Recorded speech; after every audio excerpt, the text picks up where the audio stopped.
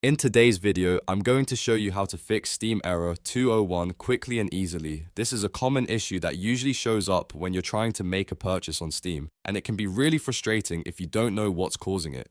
The good news is, in most cases, it's not a serious problem and can be fixed in just a few simple steps. If this video helps you out, make sure to hit that like button and subscribe for more simple tech fixes just like this. Alright, let's jump right in. The first thing you want to do is completely close Steam. Don't just minimize it.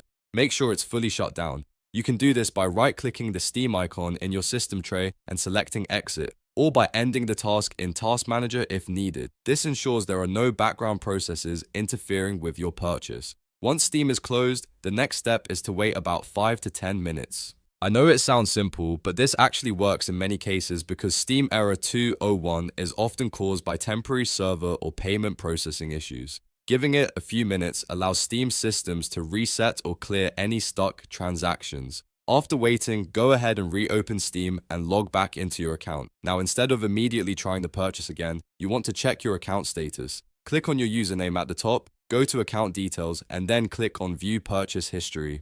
Here, look closely at your most recent transaction. You want to see whether the payment shows as pending, failed, or completed. If it's still pending, it's best to wait a bit longer before trying again. If it shows as failed, then you can safely attempt the purchase again.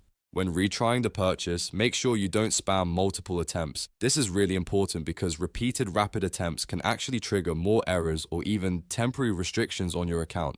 Just try once, wait for the result, and proceed accordingly. In most cases, following these steps will resolve Steam error 201 and allow your purchase to go through without any issues. If you're still having trouble after this, it could be related to your payment method or bank, but usually a simple reset like this does the trick. And that's it.